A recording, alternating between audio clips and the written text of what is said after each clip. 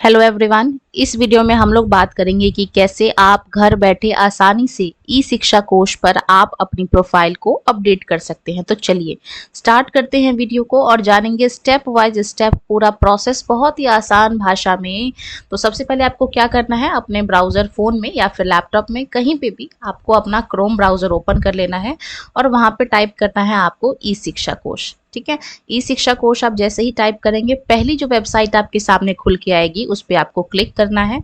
उसको आप जैसे ही ओपन करेंगे तो आपके पास इस तरीके से आपका जो है एक इंटरफेरेंस खुल के आएगा। अब यहाँ पे आपसे बोला गया है कि आप सिलेक्ट करना है अपना यूजर टाइप, उसके बाद आपको अपने यूजर आईडी और पासवर्ड को डालना है। तो क्योंकि मैं टीचर हूँ तो मैं टीचर को सिलेक्ट करूंगी। अब यहाँ पे क्या करना है, मेरे को यहाँ पे टीचर कोड डालना है। तो टीचर कोड की जगह पे मैं क्या करूंगी, देखिए इस लोकेशन पे, ये जो लोकेशन आपको दिख रहा है टीचर कोड वाला, यहाँ पे आप अपनी आईडी लिखेंगे। ठीक है, तो आपकी जो भी आईडी होगी वो आपको यहाँ पे जो है वो टाइप करना है। ठीक है, तो आईडी है आपकी, मान लेते हैं कि किसी की आईडी है यहाँ पे, तो वो हम डाल लेंगे। जो भी आपकी टीचर आईडी होगी वो आपको यहाँ पे फिल करना है। ठीक है, तो इसको फिल करने के बाद हम लोग क्या करेंगे, इसको फिल करने के बाद यहाँ पे हम लोग इसका पासवर्ड डालेंगे। जो भी पासवर्ड रहेगा वो आपको यहाँ पे टाइप करना है। ठीक है, तो पासवर्ड आपका कुछ भी हो सकता है, जो आपका ई शिक्षा कोश पे आईडी पासवर्ड है वो आपको डालना है। और अगर आप भूल गए हैं तो आपको फॉरगेट कर लेना है और फिर आपका आ जाएगा आपके मोबाइल पे मैसेज। उसके बाद इसको सॉल्व करेंगे तो 9 7 जो हम सभी जानते हैं 63 होता है। ऐसे करके हम लोग साइन इन कर लेते हैं। साइन इन करने के बाद आपके पास कुछ इस तरीके से इंटरफेरेंस जो है वो खुल के आता है। अब आपको देखिए यहाँ पे कई सारे आपको ऑप्शन दिख रहे होंगे, एक एक करके हम लोग जो है वो सभी ऑप्शन को देखेंगे। तो आपको क्या करना है, आपको टीचर वाले सेक्शन पे जाना है। ठीक है, आप टीचर वाले सेक्शन पे जाएंगे। उसके बाद यहाँ देखिए सबसे फर्स्ट नंबर वाला यहाँ पे है टीचर डेजिग्नेशन करके, रजिस्ट्रेशन करके। तो आप इस रजिस्ट्रेशन पे क्लिक करेंगे। जैसे ही आप टीचर रजिस्ट्रेशन पे क्लिक करेंगे आपका जो भी डिटेल है वो खुल के आ जाएगा। तो आप लोग इसको थोड़ा सा स्लाइड करके नीचे ले आएंगे। ठीक है, और इस तरीके से स्लाइड करके हम लोग जो है यहाँ पे इसको क्लिक करेंगे। और यहाँ पे देखिए आगे चल के आपके पास एक आएगा एडिट प्रोफाइल करके, ये वाला ऑप्शन जो आपका एडिट प्रोफाइल करके आ रहा है, इसको हम लोग क्लिक करेंगे। तो एडिट प्रोफाइल करके हम लोग यहाँ पे क्लिक करेंगे तो आपका जो भी इंफॉर्मेशन है वो आपके सामने खुल के आ जाएगा। तो यहाँ पे दिया हुआ है आपका मोबाइल नंबर, इसको आप एडिट भी कर सकते हैं। इसके अलावा यहाँ पे आपका मैरिटल स्टेटस दिया है, इसको भी आप एडिट कर सकते हैं।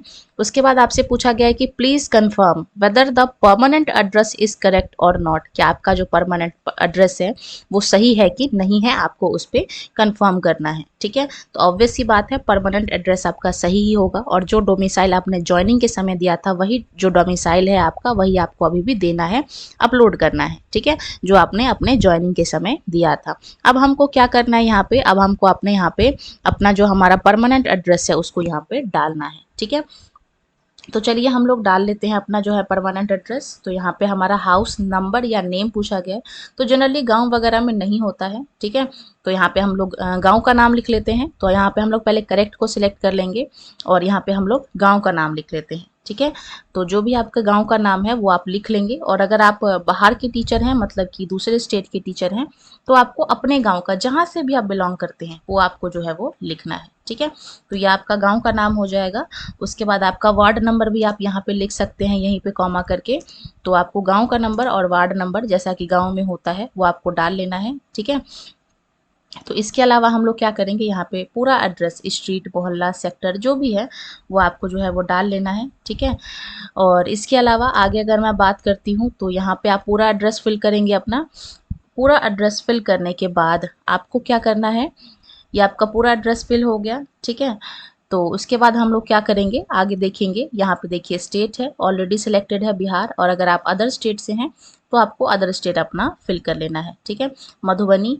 इसके अलावा ब्लॉक जो भी है आपका वो सिलेक्ट होगा। ठीक है, इसके अलावा अगर यहाँ पे मैं बात करती हूँ पंचायत की, तो पंचायत जो भी होगा आपका वो आपको यहाँ पे सिलेक्ट करना है। ठीक है, पंचायत सिलेक्ट करने के बाद आप नीचे आएंगे तो यहाँ पे आपको क्या करना है, आपका अपना पोस्ट ऑफिस डालना है। यहाँ पे आपका पिन कोड डालेगा और यहाँ पे आप चूज फाइल पे क्लिक करेंगे। इस तरीके से क्लिक करेंगे तो आपका ये ओपन हो जाएगा।